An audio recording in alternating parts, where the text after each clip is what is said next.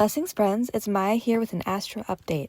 On November 19th, we have a new moon in the passionate, resourceful, and powerful sign of Scorpio at 28 degrees.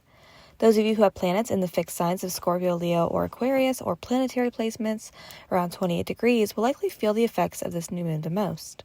A new moon is when the sun and the moon are coupled together in the sky, creating a time for seed planting, manifestation, and new beginnings. Scorpio represents themes of shared money, shared resources, investments, inheritances, taxes, loans, psychology, investigation, hidden truths, the occult, intimacy, and deep bonds. We may see such themes highlighted individually and or globally at this time. On a positive level, this lunation can be passionate, magnetic, determined, willful, and deep. On a challenging level, this lunation can be secretive, mysterious, controlling, manipulative, or emotional. The traditional ruler of this lunation is Mars, the planet of action, drive, and warrior-like energy.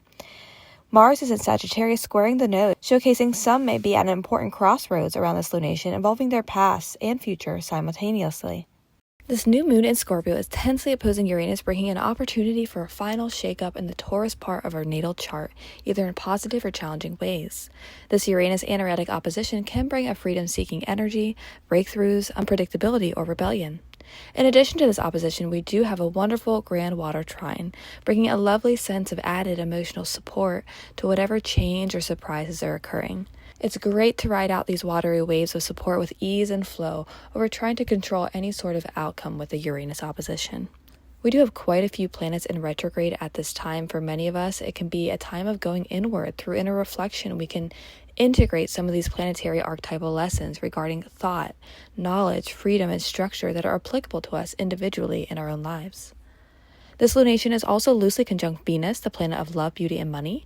Here she may add another layer of support through such new beginnings and changes by way of relational or financial harmony. Mercury will soon be rebirthed in the heart of the sun after this lunation, giving us a Mercury Cazimi, rebirthing our communication styles and information to new levels. I love this new moon in Scorpio opposing Uranus as a potent lunation for breaking free from internal psychological underpinnings, self-undoings, harnessing deep emotional awareness, willpower, reflective harmony, and allowing for internal transformation to take place. What area of life will this new moon in Scorpio be happening for you based upon your rising sign? For Scorpio rising, this new moon will be happening in your first house. This could bring a sudden change or new beginning around yourself, your identity, outward appearance, physical body, and new endeavors. For Sagittarius rising, this new moon will be happening in your 12th house. This could bring sudden changes or new beginnings having to do with the unseen realm, spirituality, mysticism, dreams, imagination, self-undoings, jails and hospitals, as well as retreats, ashrams, and the musical arts. For Capricorn rising, this new moon will be happening in your 11th house. This could bring sudden changes or new beginnings having to do with large groups of people, friendships, networks, organizations, progressive ideas, as well as future hopes and wishes. For Aquarius rising, this new moon will be happening in your 10th house. This could bring sudden changes or new beginnings having to do with your career, public image, status, authority, leadership, achievement, and notoriety.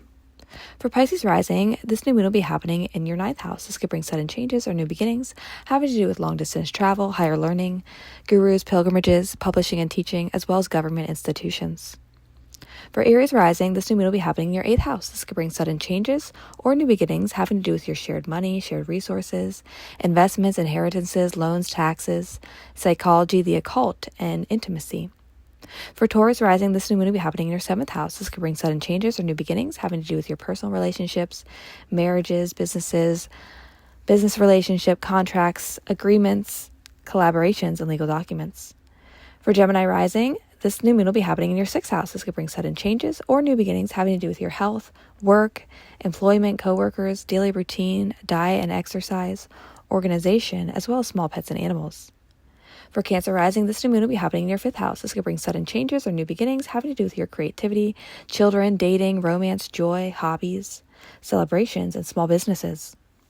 For Leo rising, this new moon will be happening in your 4th house. This could bring sudden changes or new beginnings having to do with your home, family, property, inner security, emotional safety, ancestral roots, and tradition.